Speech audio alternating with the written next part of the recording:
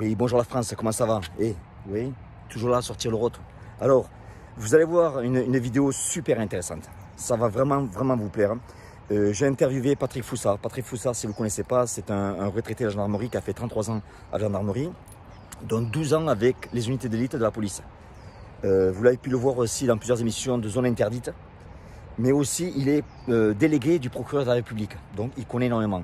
Donc, je lui ai posé des questions, tout simplement, comme un citoyen lambda, un citoyen qui ne connaît pas les lois de la self-défense, des combats de rue, etc. Donc, je lui ai posé des questions qui sont simples, que tout le monde penserait à poser si vous voulez avoir des renseignements. Donc, on a fait cette vidéo, c'était super intéressant. Et vous allez voir, vraiment, ça va vraiment vous plaire. Après, donc, il y a une chose aussi qui est importante, c'est que vous le savez dans mes vidéos, donc je parle beaucoup de gourous et des gourous, de ce qu'ils font, etc.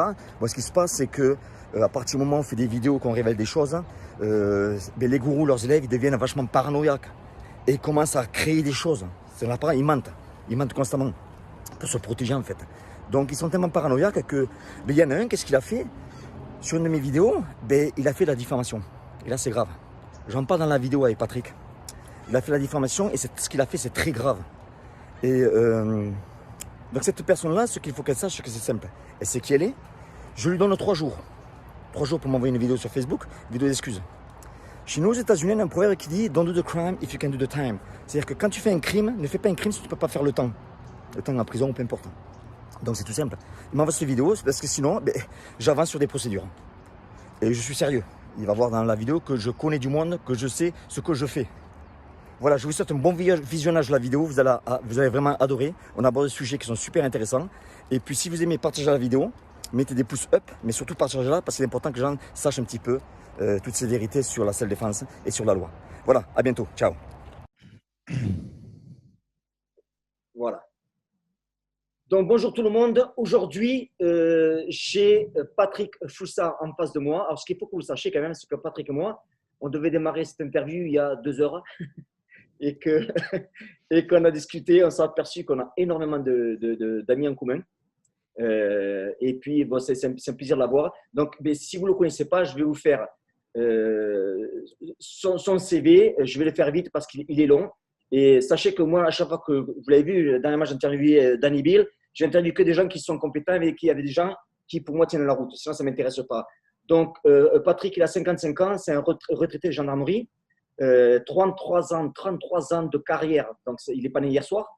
Donc, 12 ans au sein d'une unité d'élite de la police judiciaire. Il a été OPJ pendant 22 ans. Et donc, 12 ans au niveau national. Depuis 2017, il exerce des fonctions de délégué de procureur de la République. Il prépare aussi une thèse en doctorat privé à la Sorbonne. Aussi intéressant, c'est qu'en 2004, il est allé en Israël auprès du Goshen, formation instructeur technique antiterroriste et Krav Maga. Il est instructeur, il est ceinture noire 4e dan, spécialisé dans le Krav Maga. Il est moniteur aussi kick, full, boxe américaine, pancras, tonfa aussi, instructeur CAC, ancien compétiteur de karaté. Vous avez pu aussi le voir dans des émissions de télévision comme Zone Interdite en 2003 et Zone Interdite en 2008. Donc, c'est quelqu'un qui a un passé sérieux. Donc, c'est pour ça tout simplement que je l'ai là. Et donc, Patrick, je voudrais te poser quelques questions. On a 35 minutes exactement. Donc, Okay. je vais te poser des questions que les gens se posent. Donc, ce n'est pas moi qui te parle en tant que personne. La vidéo va être sur YouTube, tout le monde va la voir, mais c'est des gens qui vont… J'essaie de faire le porte-parole de certaines personnes. Je voudrais te poser une question, par exemple, sur 100 agressions en France. En général, sur 100 agressions, quelle est la finalité?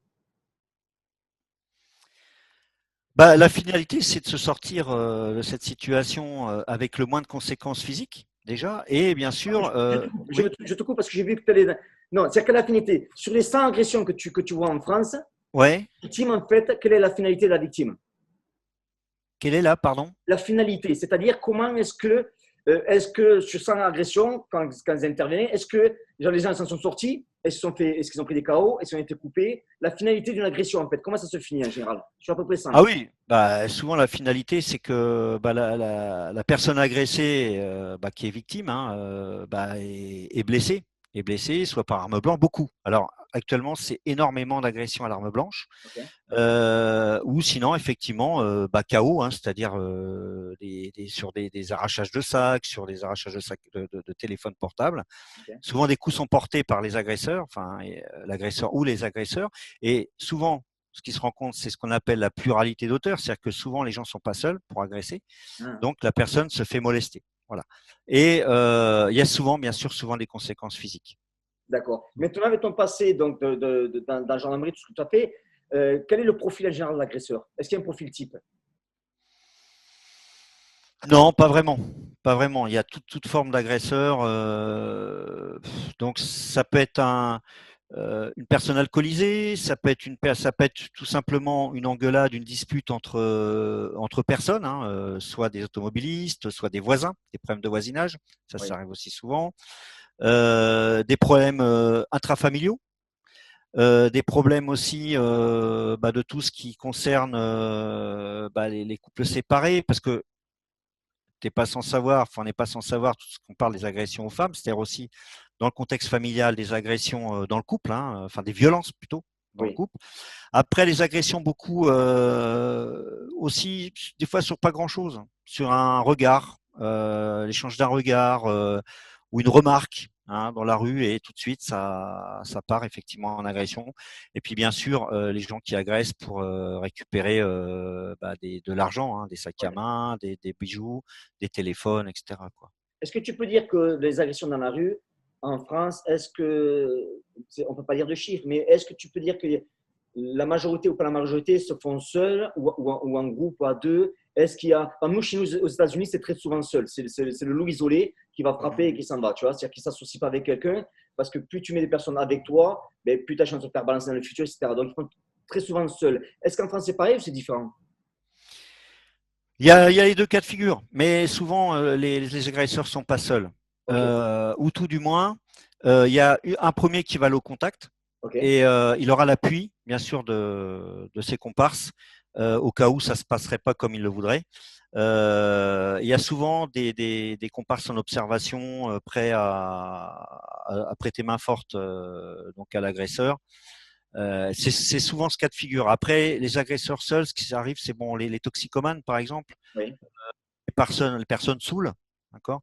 Mais quand ce sont des agressions ciblées, soit en deux roues, hein, il y a aussi beaucoup d'agressions à la portière, il y a eu beaucoup de reportages là-dessus. Là, les gars sont pas seuls. Ou des fois, ce qui arrive aussi en sortie de métro, en sortie de moyen de transport en commun, il y en a un qui va venir au contact, ouais, donne-moi une cigarette ou etc. Et puis bon, le gars refuse. Et puis là, il y a les autres aussi qui viennent. Et puis voilà quoi. Et d'accord, puis la personne est tout de suite débordée et peut rien faire quoi. Ça fait d'accord. agresser. Ok.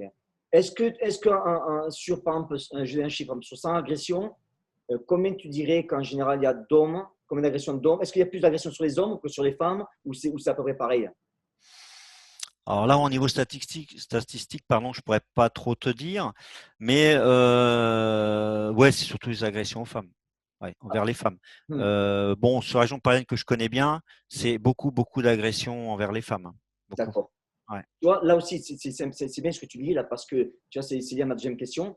Je vais te poser la question, c'est que est-ce que en France, l'agresseur, il a un lien commun avec la personne, est-ce qu'il la connaît? Par exemple, nous, aux États-Unis, quand je travaillais avec la police, on s'est aperçu que, par exemple, en statistique, 55% des femmes qui ont une agression sexuelle, c'est fait par quelqu'un de l'entourage. Et aussi, la personne vit à moins de 2 kilomètres autour de la personne, de la victime. Est-ce qu'en France, c'est pareil ou est-ce que c'est pas pareil? Il y a ce cas, hein, bien sûr. Ok, C'est-à-dire, bon, ce qui est agression sexuelle, effectivement, souvent, sont malheureusement des personnes qui ont été repérées, hein, alors par des prédateurs ou qui ont été repérées par des voisins. Bon, on a encore eu récemment un cas d'une jeune fille qui a été découverte tuée, hein, dans un bois. Bah, c'était quelqu'un qui la connaissait. Après, il peut y avoir effectivement la mauvaise rencontre. Bon, c'est le cas. Bon, quand il y a eu les serial killers, notamment en France, c'était le cas. C'est des victimes d'opportunités et voilà. Mais bien souvent, ce sont bon pour ce qui est des agressions sexuelles, ce sont souvent des gens qui sont dans l'entourage tout du moins voisins, ou qui sont dans des clubs sportifs ensemble, ou voilà, c'est plus ce cas de figure. Ouais. D'accord. Est-ce qu'en France aussi, chez nous, c'est autorisé? Est-ce qu'en France, vous avez le droit à la lacrymogène, bombe lacrymogène ou pas? Non, Ah, c'est-à-dire que non, la lacrymogène, enfin le port et le transport est interdit. ah, D'accord? Oui, oui, c'est interdit. C'est une arme. Alors maintenant, ça s'appelle catégorie D.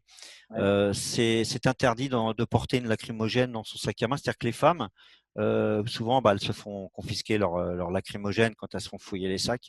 Elles oui. n'ont pas le droit. Par contre, à ton domicile, oui, c'est autorisé. Ah, donc chez toi, Mais, tu n'as pas mais l'extérieur, tu n'as pas le droit. Et si à voilà. l'extérieur, que tu as une lacrymogène, est-ce qu'il y a des sanctions ou est-ce qu'ils t'enlèvent la lacrymogène ou est-ce qu'ils peuvent pousser? C'est toujours Alors, cette question-là. ça peut faire l'objet d'une procédure, hein. Ah oui, quand même. Oui, oui. C'est un port d'armes de catégorie D. Ah oui, Par exemple, ce qui se rencontre aussi, tu as des gens qui ont des opinels repliés, hein, dans le sac à dos, oui. et ils se le font saisir. Et alors, bien souvent, quand c'est la première fois, c'est des rappels à la loi. Mhm. Mais bien sûr, la lacrymogène peut être saisie au titre d'une arme, du port d'armes, hein, tout simplement, hein, catégorie D, hein. Ok. Donc, même dans les véhicules, parce que le problème, c'est que le législateur en France estime que la lacrymogène, et quand les forces de l'ordre découvrent une lacrymogène dans un vide-poche, par exemple, ils peuvent supposer que c'est pour agresser. Ah, d'accord. D'accord? Voilà. Ah oui. Et alors moi, ça, je peux le citer, j'ai été gazé une fois en allant porter secours à une dame qui était agressée. Ok. En fait, compte, elle avait une lacrymogène dans sa voiture et quand je suis arrivé pour maîtriser, bon, ils étaient deux. Bon, il y avait un gars qui était plus particulièrement agressif. En fin de compte, j'ai pris le jet de lacrymogène au même titre que l'autre, quoi, hein. Oui. Donc c'est pour ça. Mais c'est parce que justement les forces de l'ordre, enfin le législateur veut éviter qu'au final ces armes, en fin de compte, hein, se retournent, Ah, soit dirigées contre des personnes alors que ça n'a pas lieu, quoi. Voilà. hmm. Ok, bah, tu vois, je ne savais pas ça, tu vois. Une autre question. Tu es, parce que bon, je sais que les lois dans les pays sont différentes, mais en France, euh, tu vas te faire agresser par quelqu'un et tu sens que ça montre que le gars il va partir. Mais toi, tu prends une initiative de frapper en premier. Euh, sachant que tu sens que ton intégrité physique, etc., elle est menacée, hein. Est-ce que pénalement, tu peux avoir des gros problèmes? Oui, Ah, d'accord. oui, oui. Parce que si c'est moi qui porte le premier coup, bon, comme on dit, on peut avoir la pression par le verbal, etc. Mais la personne ne porte pas de coup. Moi, Hmm. je lui donne un coup. Je prends l'initiative d'un coup. Je ne serai pas au niveau de la proportion, Ok, d'accord? d'accord. La proportionnalité au niveau de la légitime défense, je ne serai pas dans les clous. Ouais. C'est-à-dire que là, c'est moi qui deviens l'agresseur, Hmm. d'accord? C'est moi qui ai porté le coup, Ah, d'accord? Et au niveau de la proportionnalité, si je prends une gifle, que je mets une gifle, et encore faut-il que ce soit concomitant au niveau du, je ne peux pas lui mettre 2 heures après. Donc là, je ne serai pas poursuivi si j'ai respecté effectivement ces principes. Maintenant, si je prends moi l'initiative, là, c'est moi qui me mets en faute au regard de la loi, quoi. tu vois, c'est super intéressant ça, tu vois, c'est vraiment différent. Ah C'est-à-dire, ouais. si par exemple, dans la rue, un exemple, dans la rue, je prends quelqu'un par le t-shirt et que le gars me ramasse une droite et qui me détruit. Comment, je sais que c'est quand même délicat sur ta position, mais comment ça se passe? Est-ce que si quelqu'un te prend, bon, si tu mets un coup de poing, que tu bloques, que tu fais ce que tu as à faire, c'est une autre chose. Mais le gars, il te prend et que du coup, boum, tu mets une droite, tu le mets KO. Comment ça se passe? Est-ce que. Alors, alors attention, le fait d'être saisi, c'est une agression, Ah, d'accord, d'accord? C'est une agression. Donc d'accord, là, j'ai riposté par rapport à une agression. C'est un fait d'agression, le fait de saisir, parce que je peux prendre un coup de tête, etc. d'accord, D'accord? Après, il y a la manière de l'expliquer aussi. d'accord. C'est-à-dire que, par exemple, je suis saisi au niveau des revers. Bon, moi, ce que je vais expliquer, c'est que moi, pour me dégager, j'avais que cette solution-là, parce que la personne m'avait empoigné. Donc, pour me dégager, éviter un coup de tête, j'ai fait un geste pour le repousser. Ouais, J'ai pas porté un coup. D'accord? J'ai pas d'accord, porté un coup. J'ai fait en sorte de me dégager. J'ai fait un geste pour me dégager. ouais, Maintenant, tout ça, après, c'est l'appréciation du juge tout à par fait. Ouais. rapport à la situation, s'il y a des témoins, etc. Maintenant, pour en revenir à la question précédente, attention, effectivement, ça dépend si la personne a une arme à la main ou pas. Par exemple, si elle est menaçante et qu'elle a un objet à la main, d'accord, un tournevis, un outil, quelque chose, et qu'elle est vraiment menaçante. Mais là, après, le problème, c'est s'il n'y a pas de témoin. Oui, D'accord. Ce sera la parole de l'un contre la parole de l'autre. Après, s'il y a des témoins, dire voilà, ouais, il allait. Donc là, après, c'est l'appréciation du juge. D'accord. J'ai mis un coup parce qu'il avait une arme à la main. Il pouvait à tout moment me porter un coup. oui, D'accord. Mais attention, dans la légitime défense, le gars peut dire ouais, mais moi je l'avais ça, je bricolais, je l'avais à la main, mais je n'avais pas l'intention de faire quoi que ce soit avec.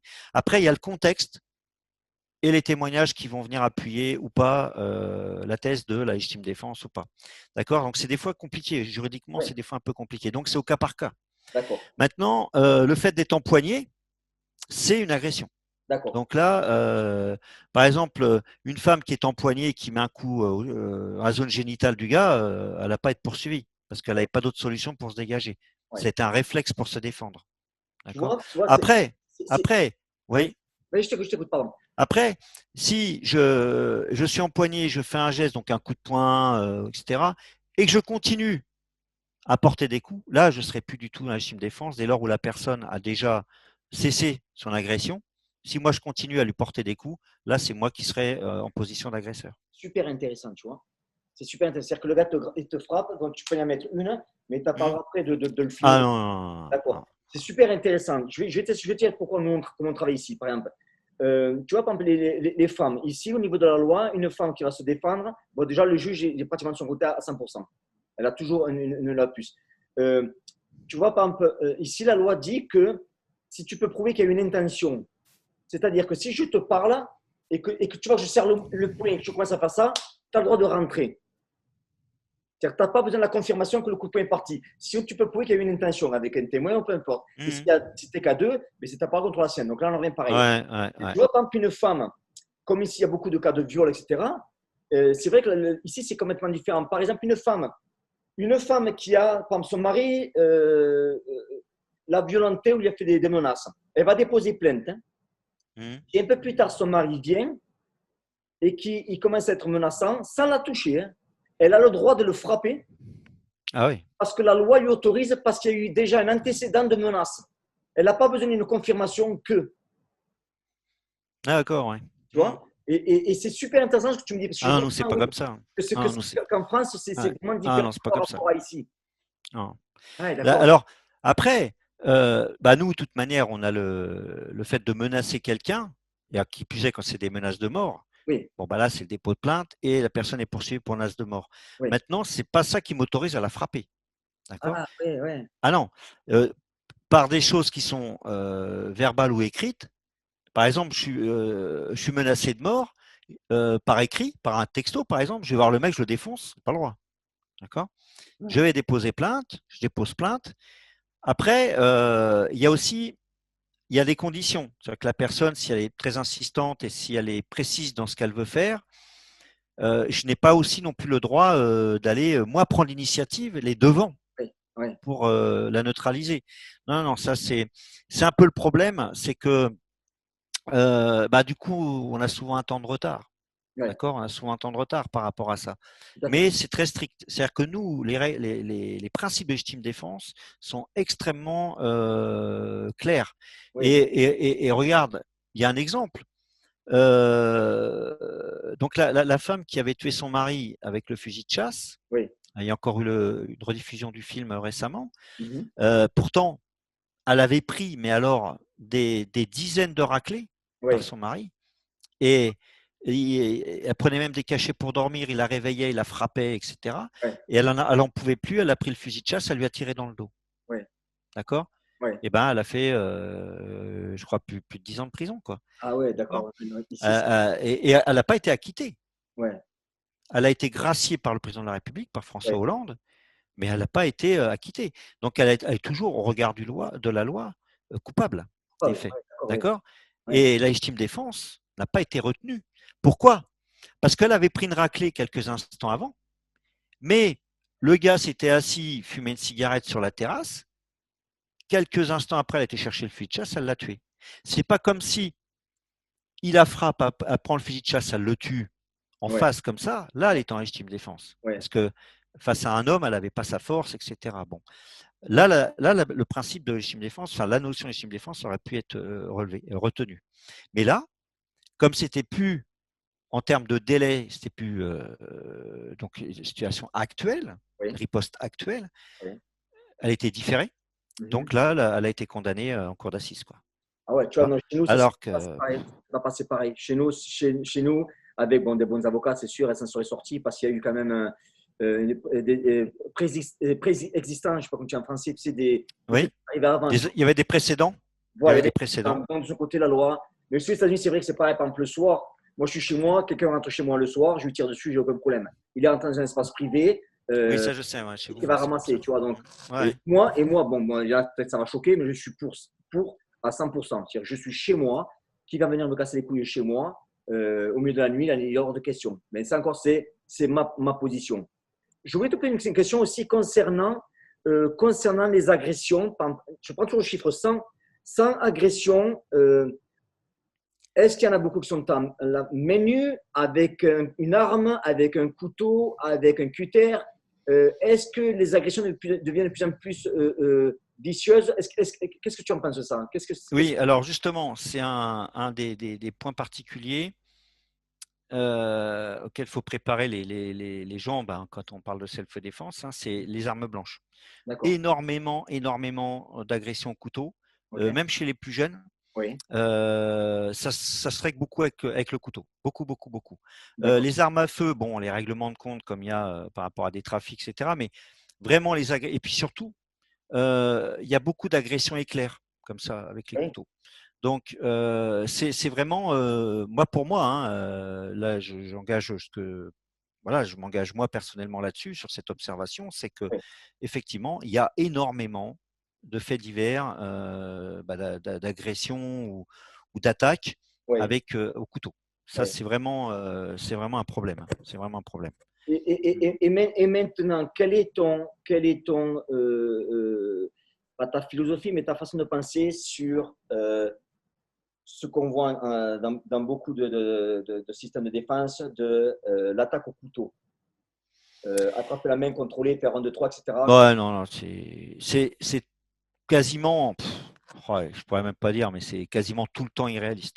Ouais. C'est-à-dire que, alors par contre, euh, moi, ce que j'ai appris, notamment en Israël, on a travaillé avec des vraies armes, c'est-à-dire Ouais. avec des vrais couteaux, des vrais tessons de bouteille, des vraies hachettes. Ouais.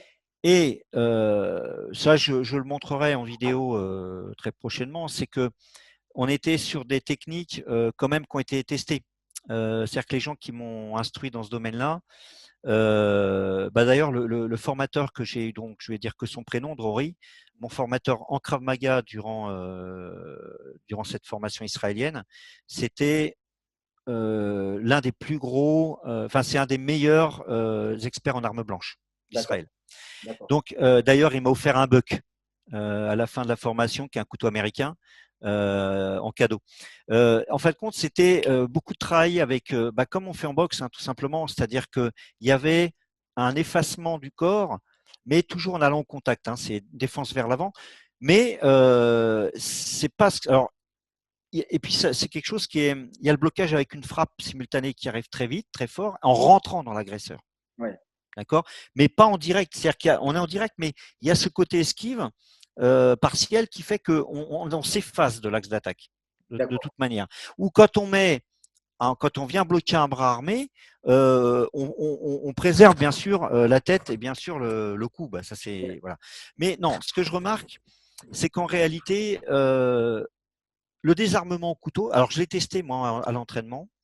Souvent, quand tu fais bien ton travail, une bonne parade de défense, une parade contre, le couteau est parti. Mhm. Le mec systématiquement, le couteau il est barré, d'accord, ou l'arme, quelle qu'elle soit. Si tu as été efficace sur ta frappe notamment, d'accord, parce que de voir des désarmements, comme on voit des manipulations, parce que moi j'appelle ça des manipulations, c'est pas du tout crédible, c'est pas réaliste, Ouais. parce que déjà tu risques de te blesser, Mhm. d'accord, en faisant les gestes, et puis on est dans des schémas qui sont pas du tout la réalité, qui reflètent pas la réalité. Ça, il faut bien être clair là-dessus. Moi, je l'ai testé à l'entraînement, mais de manière très, très appuyée. Le gars, l'agresseur, en plus, bon, il va être surpris. Bon, quand c'est du codifié, mais quand vraiment la personne, on le fait dans quelque chose qui n'est pas codifié, l'arme est déjà par terre. Elle est partie. D'accord. Donc, on n'a pas le temps de désarmer et puis déjà, on risque de se blesser, etc. Bon, c'est vrai qu'il faut récupérer l'arme et la mettre en sécurité, en sûreté. Mais ça, non. Ça, je peux dire, dans beaucoup de ce que je vois, c'est pas du tout réaliste. Et puis surtout, en fonction de l'agression. Par exemple, quand on a affaire et là, c'est les typologies d'agression. Quand on a affaire à un forcené, quelqu'un qui est excédé, qui est sous effet de produit, il va réitérer ses gestes. C'est-à-dire qu'il ne va pas être sur un seul geste. Il va asséner plusieurs frappes, des fois désordonnées. Voilà. D'ailleurs, en exemple, je pense que ça peut servir à beaucoup. Quand j'étais à la brigade de recherche de Seine-Saint-Denis, à l'époque, j'avais double casquette, j'étais enquêteur et j'étais technicien en identification criminelle. Donc, je faisais des autopsies, scènes de crime, etc. Et une fois à l'IML de Paris, j'allais pour une autopsie et il y avait un brancard, enfin une dame qui était décédée avec un drap tout rouge, enfin plein de sang, bien sûr. Et le médecin légiste, il dit, tiens, je vais te montrer un truc. La femme, elle avait reçu plus de 30 coups de couteau. Plus de 30 coups de couteau. C'était une Asiatique du 13e arrondissement, apparemment c'était une prostituée. Et quand j'ai vu les blessures, et là aussi, ce qu'on apprend, et ce que le légiste m'a appris, il m'a dit, regarde les mains. Et systématiquement, il y avait, et ça on l'apprend en criminologie, c'est les gestes de défense, c'est-à-dire les blessures de défense. Et regarde, quand j'ai travaillé avec les vrais couteaux, et si un jour un de mes gars qui était avec moi Israël voit cette vidéo, il te le confirmera. Parce que quand on a travaillé avec les vrais couteaux, le regard, il se portait où? Il se reportait sur l'arme. C'est-à-dire que les gens étaient focalisés, wow, c'est un vrai couteau. Ouais. Et au final, quand je faisais juste le geste comme ça, qu'est-ce qu'il a fait? C'est un petit peu quand il dit touche pas à sa petit con. C'est-à-dire que il a touché, il fallait pas. Et ça, c'est ce qu'on voit beaucoup sur les victimes. Et je pense qu'aux États-Unis, c'est les mêmes constats de la police scientifique. C'est que les gens sont coupés au niveau des mains. Ou là, quand on a voulu se défendre, pof, on est coupé ici. Bon, ça se retrouve très fréquemment. Donc, ce que je vois, moi, ce qui se pratique beaucoup, c'est pas du tout réaliste, franchement. La plupart du temps, c'est pas du tout crédible. Parce que quelqu'un qui veut poignarder quelqu'un, qui soit le mari en colère, le mec qui a bu, le psychotique, tout ça, il va pas faire qu'un geste. Il Alors, va pas Patrick, faire qu'un geste. je te coupe parce que c'est ce que tu viens de dire, c'est hyper important et ça rejoint encore une fois 100% ce que j'ai fait ici. Ce que les gens essaient de savoir, c'est que ça, tu vois, je montre, ça, c'est des photos que je montre quand je fais des stages, c'est des Ouais, coupures. c'est ça. Donc, quand on parle L'aspect lésionnel. Ouais. de coupure au couteau, bon, par exemple, ça, c'est une coupure dans la poitrine et dans le dos, donc c'est assez graphique. Mais tu viens de dire une chose qui est super importante. Nous, à chaque fois qu'on est intervenu, qu'on a arrêté quelqu'un qui avait poignardé quelqu'un, quand le gars, après, il est resté calme, après plusieurs heures, qui s'est vraiment calme, on lui demande combien de coups de couteau tu penses que tu l'as mis. Il te dit toujours 2 ou 3. Donc, ça passe entre 10 et 15. Ouais. Après, ce que tu dis des mains, 100% d'accord avec toi. Pourquoi? Parce que les mains vont toujours protéger le visage pour la simple et bonne raison. C'est ce que j'explique, c'est ce qu'on apprend dans la police, c'est que les systèmes de défense, les systèmes persociaux, la vision, l'audition, le test, c'est tout là. C'est pour ça que quand on est, toi et moi, on parle, on est des experts dans ça, et que si quelqu'un, par exemple, je prends 10 policiers, des GIGN en face de moi, du RAID, peu importe, quelqu'un arrive par derrière avec un fusil à pompe et tire en l'air, ils vont faire ça. Le premier réflexe, c'est de monter les mains pour protéger le visage. Oui, c'est ça. Donc, c'est tout à fait ça. Et parce que la main va aller, s'il y a un couteau, la main va aller là, voilà. Et c'est là que tu es coupé. Nous, on le voit. Quand on va dans des gens qui ont été abattus par de la pègre, ben, tu as toujours de la poudre dans les mains. Parce que les gars, avant de se faire abattre, eh bien, ils montent les mains. C'est un réflexe qu'on a. C'est ça, c'est ça. Donc, quand moi je vois des gars, quand le couteau, parce qu'il attaque au couteau, Par exemple, le gars, il a le couteau, il fait ça de suite. Quand on te dit, tu vas te rappeler, c'est pas possible. La prochaine qu'on va faire, c'est on va monter les mains. C'est le premier réflexe. Ouais. Et on va se faire recouper. Maintenant, s'il y a la main, etc., qui commence un petit peu, là, c'est notre histoire. Là, Mais ce que tu viens de dire, c'est exactement ce qui se passe. Et les gens ne le voient pas, n'y pensent pas. Oui. Mais c'est ça. Et d'ailleurs, moi j'ai un collègue qui a été blessé à l'arme blanche à Montpellier, il y Oui, a pas mal d'années en arrière. Il était en terrasse avec un collègue et une magistrate, ok. et il y a eu un problème avec des gitans. Et donc il s'est retrouvé face à un gitan qui manipulait le couteau. Il a été lacéré au visage Ah plusieurs ouais. fois. Bon, il a eu la chirurgie esthétique. Et après, bon, il y a des positionnements, ça on l'apprend, il n'y a pas de souci. Mais et puis alors surtout, Jean, ne pas utiliser les jambes Mhm. sur Oui, quelqu'un qui a un couteau. Ne oui, jamais balancer les jambes, d'accord? Sauf à un moment où l'arme, le bras, enfin l'axe d'attaque est dévié, où oui. là je peux peut-être porter un génital ou frapper dans le genou, mais ne jamais balancer les jambes comme ça. Mhm. Je vois des trucs où sur un couteau, les gars ils mettent un coup de pied comme ça. Non, à tout moment, parce que le gars, parce que quand on s'entraîne au couteau, on est gentil, on n'est pas dans de l'agressivité pure et dure. Le problème, c'est qu'à tout moment, le gars, il peut te couper une fémorale, il peut t'ouvrir un mollet, et surtout, on peut perdre l'équilibre très facilement. On a une jambe en l'air. Ok. Non, on va plutôt travailler. Déjà, on va se préserver, ça c'est sûr. Pas se présenter de face non plus. Hein. Mhm. Et alors faire les gars, là, moi j'ai les meilleurs réflexes du monde, j'ai les bras ballants, non, non, non. Et comme tu dis, alors c'est vrai qu'on apprend en self à mettre les mains, oui, parce qu'il vaut peut-être mieux se faire couper une main qu'une carotide, d'accord. Maintenant, ça c'est comme en tir, quand on fait du travail au tir, d'intervention, il faut offrir le moins de surface possible à l'adversaire. Mhm. Donc là, c'est pareil. Hein. En boxe, on nous apprend à rentrer le menton, c'est pas pour rien non plus. Donc ça, Ouais. on peut utiliser, mettre l'épaule un peu en avant, comme la garde de boxe. Hein, on a la garde qui existe avec l'épaule ici plus devant, le menton rentré, de façon à se préserver au maximum. Mais de ce qu'on voit, parce que le problème, c'est que des gens veulent montrer qu'ils sont c'est les plus forts. Donc ils vont dire, ah, Exactement. moi j'ai les meilleurs réflexes du monde, machin. Et puis au final, non, non, non, non. Comme là, comme un coup de poing, si le mec il est en gare, il a les poings levés pour mettre, bah, si j'ai les bras ballants, j'aurai automatiquement un temps de retard. Ouais. C'est obligé, c'est Ouais. obligé. Et avec les armes, d'autant plus. Ouais. Et puis, ce qu'il faut apprendre aux gens, c'est bien sûr essayer d'utiliser ce qu'ils ont dans l'environnement, s'ils le peuvent, s'il y a des choses, des objets, des choses comme ça. Aussi pour faire diversion. Bon, le coup du crachat dans la gueule, ça marche aussi. Hein. Ouais. Si le mec n'a pas de lunettes, ça peut marcher parce qu'il y a une fraction de seconde, mais tout ça, c'est. Voilà, moi, je ne l'ai jamais fait. Alors, sache que moi, j'ai désarmé à Toulouse un mec avec un couteau. Ouais. Et alors, c'était dans l'avenue, quand on vient du Capitole et qu'on va vers la place du Capitole, qu'on va vers la gare, donc c'est l'avenue là, et enfin une des avenues, si je me souviens. Et donc, c'était une bagarre de sortie de bar. Et c'est un gars qui prend une pêche, il tombe entre deux voitures. Il se relève et là, moi j'étais à quelques dizaines de mètres et je vois le mec, il avait un couteau comme ça le long de la cuisse Ouais. dans cette position-là Ouais. et il m'a pas vu arriver. Donc j'ai fait un effet de surprise et ce que Ouais. j'ai fait, bah, le truc tout bête, je lui ai fait une clé de coude.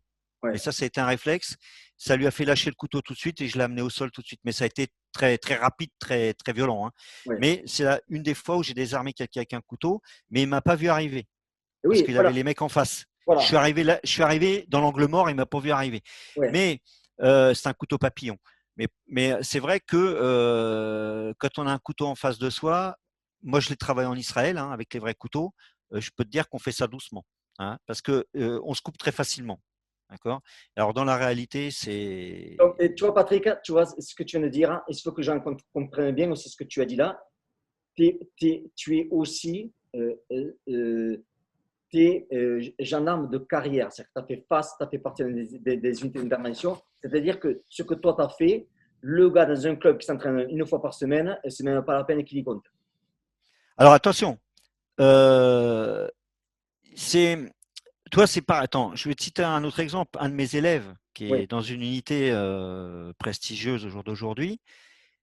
À l'époque, il était en brigade anticriminalité dans le 93 et il intervenu dans un espèce de restaurant. Je crois que c'était de la communauté turque. mhm.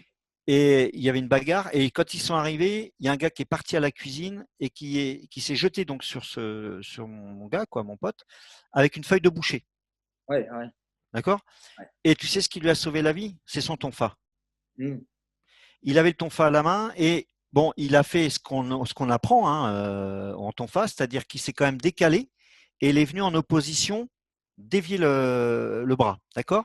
Mais il n'avait pas la tête, d'accord, et il m'a montré hein, le geste qu'il a fait, qui était très bien d'ailleurs. Mais s'il n'avait pas eu le tonfa, s'il n'avait pas eu le tonfa, il sait même pas. Il m'a dit si j'avais pas eu le tonfa. Alors là, je sais pas. Ouais. Et pourtant, il était entraîné. Mais non, quelqu'un qui fait, et puis surtout avec ce que je vois dans les clubs, parce que j'ai quand même pas mal, je vois quand même pas mal de choses. Non, là c'est, il vaut mieux se barrer en courant, d'accord. Bon, si on le peut, bien sûr, mais de toute manière, euh, le couteau, bon, ça m'a été dit dans plein de formations, c'est que tu as de grandes chances d'être touché. Et je Ouais. pense que c'est vrai. Hein, sauf si tu surprends le mec. Mais si tu étais directement ciblé par l'agresseur, à mon avis, c'est très compliqué. Ouais. Et moi qui ai vu des mecs très excités, c'est pas forcément avec des couteaux, hein, avec des barres, des trucs comme ça. C'est très compliqué. Moi, j'ai vécu les émeutes en Seine-Saint-Denis. Donc, c'était en quelle année? C'est 2003, dans les émeutes de 2003 ou 2002, je sais plus. Non, attends. Non, c'est 2004, je crois. Enfin Ok. bref. Euh, J'étais en pavillon, j'étais en logement dans le civil, ben, un jeu de fonction, et j'étais à Boulogne-Ménil. Ouais. Et j'ai vu des mecs, des jeunes, hein, 15 ans, hein, passer avec des barres de fer, t'as pas envie d'aller les Ouais. emmerder, quoi. Tu vois? Ouais. Pourquoi? Parce que déterminés, euh, ils étaient excités, ils voulaient se battre. Ouais. Je peux te dire que même un jeune de 15 ans avec une barre de fer, c'est vite compliqué. Ouais. D'accord. Donc il faut là-dessus, il faut être clair. Si je peux lâcher l'affaire, je lâche l'affaire. Ça, c'est le mieux à dire. Après, des techniques, moi j'en connais, t'en connais. On peut essayer des choses. Mais attention, il y a de grandes chances qu'on se fasse toucher, hein. Ouais. Et quand Il y a tu de fais grandes chances couper qu'on se fasse aussi, toucher. moi je le dis, c'était, donc j'étais en France, j'ai acheté une maison en Bretagne, c'était en 2008. En 2008, à Noël, on avait des cintres, tu sais, avec protéger du plastique avec ma femme, donc on voulait mettre les vêtements. J'ai pris mon couteau, j'ai coupé le plastique des cintres, je me suis coupé le doigt, tu vois. Ouais, J'ai eu ouais, 2 ou 3 points, je me rappelle plus à l'époque, mais c'était une coupure propre, tu vois. Donc, ouais, quand c'est ouais. rentré, j'ai fait ah putain, tu vois, et c'était qu'une petite coupure. Tu Oui, vois. oui. Et les gens, il faut qu'ils comprennent, c'est ce que tu as dit, c'est qu'une coupure de couteau, ça va faire mal, hein. Ah, c'est ce qu'il y a de pire. C'est ce qu'il y a de Ici, pire. aux États-Unis, on s'aperçoit, les mecs, ils sont puissants, c'est que les mecs, quand ils vont poignarder quelqu'un, en fait, et bien, ils sont très forts en anglaise. Et ce qu'ils font, tu vois, je vais montrer là ce qu'ils font, c'est très simple. Les mecs sont bons en anglaise. Moi l'anglaise, j'adore. Là, ils sont Ouais, là, c'est-à-dire qu'ils se servent du jab avec le couteau. ouais, Et bien ouais, là, un gars ouais, qui a une bonne anglaise, qui a là, au milieu du poing, c'est la lame, et bien, ouais. il te Ah coupe bah les il te touche, bras, hein. il te Il te les touche. touche à. Ouais, C'est une boucherie. C'est une ouais, boucherie. Tu vois? ouais. Et, Et et, et le couteau, c'est ce que j'essaie, moi, dans ma philosophie. Je ne dis pas que j'ai vrai, c'est mon expérience encore. Je dis que le couteau, c'est vraiment. C'est pour ça que nous, dans la police, le gars il a le couteau, ben on tire. On ne va pas se casser les couilles. c'est ce qui est, en France, tu peux aussi, hein. Quand tu es Ah, policier, d'accord. tu fais D'accord. la sommation, lâche ton couteau, il lâche pas. Bah regarde le dernier terroriste là, et il s'est fait abattre comme ça. Ah Il n'a oui, pas lâché son couteau. Bon, parce que c'est prévu. C'est-à-dire, un couteau face à un policier armé ou un gendarme, il peut ouvrir le feu. Bon, tu fais les sommations d'usage, hein, mais oui, tu peux ouvrir le feu, on ne pourra pas te le reprocher. Euh, Maintenant, il y a des armes intermédiaires, d'accord? Le flashball, taser, etc. Bon, ce qu'ils vont privilégier au départ, mais quand tu n'as pas le choix, tu ouvres le feu. Maintenant, donc le problème du couteau, comme tu dis, c'est des gens qui sont entraînés. oui, En plus, bon, aux États-Unis, beaucoup ont fait l'armée. Beaucoup font l'armée. Donc, oui, ils ont fait, bon, des fois, ils pètent les plombs, mais ils ont fait l'armée. Euh, Quand j'étais en Israël, c'est pareil. En Israël, beaucoup de gars font l'armée. Enfin, quasiment tous, hein, sauf qu'ils sont réformés, mais ils font l'armée. Donc, ils apprennent à manier tout ça. oui, Bon, en France, il y a des communautés qui sont plus aguerries au maniement du couteau, etc. Puis il y a des gens qui adorent manier oui, le couteau, et le jour où ils pètent un plomb, c'est un problème. Mais c'est vrai que, regarde, quelqu'un qui sait vraiment manier le couteau, il va te mettre en garde inversée, par exemple. Il va se mettre son couteau devant, comme ça il a la longe, etc. oui, Après, ce qui se passe aussi, c'est le problème, c'est le vice. oui, Moi, j'ai connu des situations en sortie de boîte où il y a une embrouille entre deux groupes, d'accord. Et t'as le mec, il a sa petite lame, il arrive dans le dos ou sur le flanc d'un des mecs et pam, pam, pam, pam, mais deux, trois coups, il se barre. Ouais. Et là, tu n'as rien vu, parce que déjà sur la vidéo, pour le voir, c'est pas évident. Et là, le mec, il est piqué au niveau du rein, tu vois, Ouais. le truc. Donc, il y a ce truc de vis aussi. Dès qu'il y a un attroupement, là, c'est dangereux. Parce Ouais. que ça va être des coups. Et puis surtout, il y a un truc aussi, comme tu disais, toi, tu t'es coupé, mais regarde, on ne sent pas tout de suite. Non. Quand tu es coupé, tu le sens pas tout de suite. Et après, souvent, c'est quand tu vois le sang, oh merde. Tu vois, donc, et puis c'est vrai que quand tu discutes avec des gens qui ont été blessés à l'arme blanche, la souffrance, elle est terrible. Ah oui, ouais. Elle est terrible. D'ailleurs, quand les SAMU arrivent, le SAMU arrive sur des blessures par arme blanche, souvent ils anesthésient la personne parce que la douleur, ils te mettent sous morphine tout de suite parce que la douleur est trop vive. Ouais. D'accord. Ouais. Voilà. Mais moi, je pense que, enfin, on voit tellement de choses au niveau de la défense sur arme blanche. Quand toi-même, tu n'as pas une arme à la main, un bâton, un tonfa, que toi, tu es à main nue, Mhm. c'est vite compliqué. C'est Ouais. vite compliqué. Et il faut aller être le plus fort, au revoir, pense ce que tu veux. Voilà. Après, tu as le pétage de plomb. Hein, tu as le pétage de plomb. Et ça, bah ça moi, je l'ai vécu en tant que gendarme. Hein, bah moi, une fois, j'ai eu un mec qui a voulu m'assommer avec un extincteur. Hein. Donc, tu Ouais. vois, j'arrivais, le mec, il a voulu m'assommer avec un extincteur. Mais tu t'y attends pas. Le mec, il chope le truc, tu t'y attends pas. Donc, le couteau, c'est pareil. Tu arrives sur un différend familial. Le gars, il a un couteau sous la main, tu sais pas comment il va réagir, toi. Et c'est pour ça que on a des armes intermédiaires qui sont bien. Mais à main nue, moi, ce que je dis à mes élèves, hein, je dis si tu peux te barrer, tu te barres parce que En cardio. c'est franchement c'est ce qu'on voit et t'en vois beaucoup hein, de choses. Et puis alors que les armes à feu, je t'en parle même pas Ah non, ouais, parce on en que parle là, ce aussi. qu'on voit, là, c'est pas possible quoi. Ouais. Il faut arrêter le gag quoi. Ouais, ouais, Hein. mais ouais, on se rejoint énormément. En tout cas, ce que je veux que les gens aussi voient, ben, déjà, j'espère que l'interview avec Patrick, là, déjà, ça vous a plu. J'ai eu aussi l'occasion de parler avec Patrick, bon, des projets qui vont peut-être se réaliser, je l'espère de tout cœur, on va en parler. Sachant que je ne vais pas développer sur le sujet, mais bon, il y a beaucoup de gens aussi qui, sur Internet, insultent mon intégrité. Je vais pas développer. Mais bon, Patrick, je ne vais pas demander de prendre un parti, mais bon, tu as vu un petit peu ce que je fais. Qu'est-ce que tu en penses? Bah, écoute, moi, comme je te l'ai dit quand j'ai vu notamment ce coup de gueule, hein, comme tu l'as intitulé, Oui, il était plus que justifié. Par ailleurs, et ça je le dis parce que je pense avoir une certaine légitimité en la matière, c'est que moi j'ai pour habitude quand je prends attache avec quelqu'un, c'est de voir un petit peu, je fais des petites vérifications, etc. Bon. Moi j'ai tout de suite vu à qui j'avais affaire et, et on est sur la même longueur d'onde.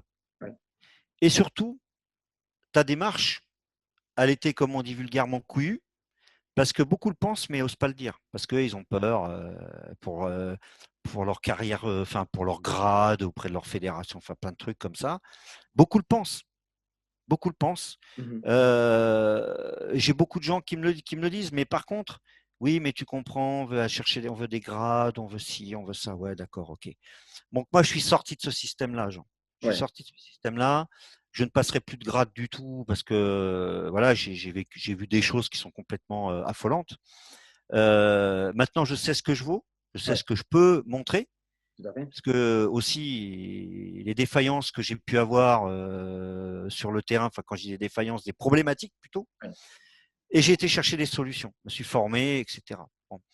Je pense faire partie de ceux qui peuvent effectivement légitimer tes propos et dire que et aussi être garant de ton intégrité. Et d'ailleurs, moi, je me porte garant moral pour toi par rapport à ce que les gens peuvent dire ou observer, parce que tu as cette légitimité aussi que mhm, beaucoup n'ont pas. mhm, Nous, on ment pas aux gens. C'est ouais, ça qui est important. Il ne faut pas mentir aux gens. mhm, On a d'autres amis en commun qui ont la même manière de gérer ces situations, qui ont des coups de gueule aussi. Hein. ouais, ouais, Alors moi, des fois, je mets des coups de gueule, je les efface une heure après parce que bon, merde, ça sert à rien, parce que je perds du temps. Et puis on rentre tout de suite dans des débats, des polémiques. oui, D'accord? C'est-à-dire qu'on ne va pas rentrer sur quelque chose d'objectif, c'est tout de suite, ouais, t'es qui, t'es machin. Non. Donc c'est pour ça. Moi, Jean, tu as toute mon amitié. On va faire des choses ensemble. On va tout faire pour faire des choses ensemble avec aussi des copains qu'on a aussi en commun, en France ou même ailleurs. Mais je pense il faut que des gens comme nous, à un moment donné, s'expriment en respectant bien sûr la vie privée des gens, de Oui, ce qu'ils sont, etc. Mais quand même les mettre en garde sur attention à ce qu'on dit, à ce qu'on écrit. Il tout y à a fait. des lois Tout à qui fait. protègent un peu tout ça. Même si on est à l'étranger, il y a des choses qui peuvent être faites. Et puis, ça sert à rien. Quand on est instructeur digne de ce nom en sport de combat ou autre, on n'insulte pas les gens. On va dans un dialogue. Si on n'est pas d'accord, comme on l'a déjà dit, on n'est pas d'accord, on en discute. Et on sait que très bien que tout ce qui a trait à la self-défense, c'est un véritable problème parce que beaucoup pensent qu'ils ont la science infuse, qu'ils sont les meilleurs. Mais ceux qui ont vraiment vécu de grandes choses sur le terrain, ils savent que bah, malheureusement, bah, moi j'ai été blessé aussi, hein, j'ai déjà été blessé. Et voilà, je sais que des fois, bah, on gagne pas, hein, comme on dit. Hein, Tout à des fait. fois, on gagne pas ou que partiellement. Et puis aussi, moi, je me suis sorti de situation aussi grâce à des équipiers, grâce à mes équipiers. Ouais. D'accord. Tu sais que, si je peux le dire, c'est un de mes élèves une fois qui m'a sauvé la vie. Ouais. C'était à Noisy-le-Grand sur une intervention pour stup, mais en dehors des heures légales. Je me suis fait éclater par un mec en rentrant dans un appartement. Et si j'avais pas eu mon équipier, mon binôme, qui était un de mes élèves en sport de combat, Mhm. bah, j'aurais peut-être plus toutes mes dents aujourd'hui. Ouais. Donc c'est pour ça, il faut faire preuve d'humilité et puis dire voilà, il y a des situations, je vais être surpris. Voilà, je peux être le meilleur du monde, je peux être surpris. Ah, Voilà. bien sûr, oui. Hein. Et puis, on se prépare. Moi, je m'entraîne. Je vais avoir 56 ans dans quelques jours. Je m'entraîne tout le temps, tout le temps, Ouais. tout le temps. Je vais être prêt au cas où pour défendre celle que j'aime, défendre ma famille, des voisins, voilà, je sais pas, ou quand je vais en course. Ou... Moi, je suis toujours prêt. Je suis toujours prêt. Peut-être des fois, je peux me faire surprendre, mais il y a les Israéliens m'ont appris à être très observateurs et à gérer des lieux, enfin, etc. Très observateur. Et moi, j'ai pas. C'est-à-dire que peut-être que j'ai pas été un grand compétiteur, mais sur le terrain, j'ai pas peur. Et quand il faut y aller, il faut y aller. Ouais. Maintenant, voilà. Ce qu'il faut, c'est que on apporte des choses aux gens, mais des vraies réponses, Ouais. et pas les mettre en danger en leur montrant des choses qui n'existent pas, quoi. Ouais. Parce qu'il y a une chose aussi, c'est que c'est ça que je veux que les gens voient aussi. C'est que avant que les gens parlent de choses qu'ils ne connaissaient pas, je, je prouve maintenant. Patrick, il vient du Krav Maga. Il a d'autres formations avant dans d'autres disciplines. Donc, je n'ai rien contre la défense de Krav Maga, loin de là. Là où moi je suis en guerre, pas en guerre, mais c'est contre les gourous. C'est ça qui me casse les couilles. Parce qu'il y a tellement de gens qui font peu importe si c'est cette défense. La preuve, là, quand je parle avec toi, c'est qu'ils ont la tête sur les épaules et qu'ils savent de quoi ils parlent, mais on n'entend pas parler parce que ce n'est pas des gourous. Moi, ce qui m'énerve, les gourous, c'est comme des sectes, en fait, tu vois. Ils mettent ces profs comme des dieux. Et ces dieux-là, eh ben, ce qu'on dit en Amérique, ils milk, c'est qu'ils te prennent tout l'argent que tu as en te pensant, et c'est ça. Donc moi, ce n'est pas contre le Krav Maga, contre la self-défense, contre le Penchak. Non, c'est pas ça. C'est les gourous. Parce que je vais contacter une personne qu'on connaît, toi et moi. Et, j'espère que l'interview, ben, je vais lui envoyer un texte à toi, parler, j'espère qu'elle va l'accepter. Quand si ça sort, ça va faire mal quand même. Parce que c'est quelqu'un à qui je veux rendre crédit. On en a parlé. Je vais en Oui, crédit parce oui, qu'il est il faut. oublié et il y en a beaucoup qui lui doivent. Donc ça prouve bien que j'ai un état d'esprit qui est vachement ouvert. Ce n'est pas la self, c'est les gourous. Tu vois. Hmm. Et quand je me fais, moi, je le redis encore une fois, que je me fais attaquer par des élèves de gourous, ça me casse les couilles parce qu'ils ne vérifient pas ce qu'ils disent, tu vois. Quand je le dis là, on a encore peut-être quoi, 5 minutes, je le dis là, je me suis fait, moi, c'est un mensonge, c'est une diffamation. Dire que j'ai entraîné Mohamed Merah, c'est poussé là quand même. Parce que là, il va y avoir quand même des choses qui vont se faire. Pourquoi? Parce que moi, j'ai quitté la France en 96. J'avais mon club de boxe à Toulouse. J'ai fait des recherches quand j'ai entendu qu'on avait dit ça. Merah, il est né en 1988. L'attaque qu'il a fait à Toulouse, c'est enculé, c'est en 2012. J'ai quitté la France en 96. Ça veut dire que j'entraînais, quand j'ai quitté la France, il n'avait que 8 ans.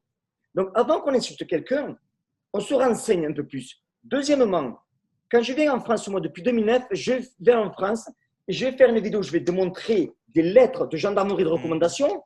Je n'aurais pas pu, Patrick, tu me dis si je mens ou pas, je n'aurais pas pu faire des formations avec des psys, des PI2G, des GPN en 2013, 2011, 2012 si j'avais un passé judiciaire. Est-ce que c'est vrai Mais non, ou non? non, c'est pas possible parce que c'est vérifié en amont. On ne te fera jamais rentrer dans une gendarmerie sans vérifier les choses. Mais pour la personne que tu as, qu'on connaît, qu'on aime d'ailleurs, il a été qualifié de gourou. Alors que c'est pas ça du tout. Au contraire, c'est quelqu'un qui est dans le partage Tout à et fait. qui fait profiter de certaines choses à d'autres. Tout à fait. Et je suis d'accord. Mais le problème, c'est toujours le même souci, c'est l'argent, la notoriété, et Amen. l'argent, c'est tout. Amen. Après, mais justement, moi, ce que je dis, tu peux dire ce que tu veux, tu peux m'invectiver sur tes trucs, tu es derrière un clavier, mais renseigne-toi. Tout à fait. Renseigne-toi sur ce que j'ai fait, ce qui je suis. Mais et regarde, je suis un fond de vallée, je suis en montagne, je suis très bien, je vois toutes ces conneries, tous ces mythomanes et tout ça, et je veux même pas en entendre parler. Et tu as des gens qui se permettent encore de me dire, mais Patrick va faire le stage demain. Mais qu'est-ce que je vais faire un stage avec ce gars-là? C'est moi qui vais lui en apprendre Ouais. en Tout à toute fait. humilité. Parce que, J'ai pas besoin de ça. J'ai pas besoin de ça. Moi maintenant, ce que je veux, c'est montrer aux gens, enfin ceux qui viennent, bien sûr. Bon, nous, ici, c'est pas trop le truc, hein, les sports de combat. Mais ceux qui viennent, c'est de leur amener, d'en faire des gens qui seront surtout intelligents par rapport à des situations, qui vont réfléchir avant de prendre certaines décisions qui seraient pas forcément les bonnes, et puis surtout les avertir. Dire tout à fait. attention, face à ça, il y a ça, il y a ça. Et puis, on se fait plaisir aussi, hein, on fait du sport. Mais, et puis, ce qu'ils aiment chez moi, c'est les retours d'expérience. Oui. D'accord? Les retours d'expérience, c'est important. Mais aussi, ça évolue. Regarde, les typologies d'agression ont évolué. Tout à fait. On a affaire de plus en plus à des mineurs. Et attention, ça, c'est grave aussi. De frapper un mineur, ça peut être extrême pour un majeur, ça peut être tour de conséquences. Ouais. Malheureusement, la loi française et l'ordonnance de 45 n'est pas réformée, est loin d'être réformée, c'est que justement, ces mineurs sont très agressifs et utilisent des armes. Oui. Le problème, c'est que si on a un geste de trop ou un geste malheureux à l'encontre de ces jeunes, c'est nous qui allons être emprisonnés. D'accord? Et ça, c'est un véritable problème de société. Et ça, il faut l'expliquer aux gens. Oui. D'accord? Toi, Et voilà. Patrick, quand tu parles de violence, etc., je le dis avant que je l'oublie. Quand on parle, par exemple, des coups de pied dans les couilles, Ouais, regarde ça, c'est très bien. Je vais t'expliquer quelque chose. J'espère que la France, ils vont le comprendre. C'est que nous, maintenant, aux États-Unis, la majorité des gens qui vont violer des femmes, ils portent des coquilles. bien sûr, bien sûr. Alors, Bien sûr. comment tu fais? Tu mets un coup de pied aux couilles de là. Là, tu lui as fait mal, pas assez pour le tomber, et là, il est énervé. Tu vois? Donc, Non mais là, Jean, excuse-moi de t'interrompre. oui, Pendant des années, j'ai fait de l'intervention pendant des années. J'étais en psy, j'étais en unité d'intervention, tout ce que tu veux. Je mettais tout le temps une coquille. voilà. Ouais, Je mettais tout le temps une coquille, ne serait-ce que pour les chiens. ouais, D'accord? Et puis aussi, ça va faire rire tout le monde. J'ai connu un policier, on a été arrêté un meurtrier dans une cité du 93. Le mec, il passe pas, c'était un policier du 93, il passe le balcon, la balustrade, il se tord une couille en passant le balcon. Bah, j'ai dit oui, il t'aurait mis une coquille, tu te tordais pas une couille. Bah oui, mais il est hospitalisé. Non, mais ça fait rire tout le monde. Mais je dis à tous les gens qui font de l'intervention, même les videurs de boîte, hein, foutez une coquille. Moi, j'avais toujours dans mon sac d'intervention, vous savez, pas la coquille slip, juste la coque. Comme ça, je peux l'enfiler dans mon froc. Parce que justement, et puis les femmes, elles font quoi maintenant? Beaucoup de Krav Maga ou de choses comme ça. Et ben les agresseurs, ils sont pas cons, ils disent bah on va quand même au cas où bien se sûr. mettre une coquille, d'accord? Et tu as raison de le dire, parce que et puis regarde, mais puis même moi, regarde, de tout ce que j'ai vu, j'ai jamais vu j'ai jamais vu pardon quelqu'un foutre un coup dans les couilles à un autre, Ouais, jamais. Bon, déjà, moi, quand j'étais gamin, c'était une gonzesse. Tu tapais dans les couilles de quelqu'un, tu étais une gonzesse. Bon, Krav Maga, on apprend tout ça.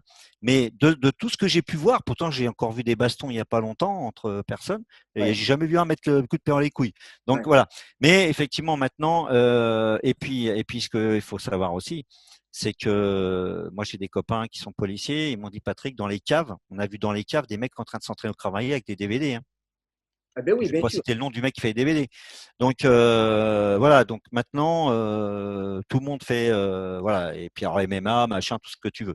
Donc c'est pour ça que il faut rester humble, on s'entraîne, on se prépare au cas où, d'accord? Mais on ne sait pas. Et puis Ouais, comme on disait tout à l'heure, souvent les agresseurs sont pas seuls. Et tout ça, c'est un problème. à fait. En tout cas, Voilà, Patrick, Jean. honnêtement, superbe rencontre.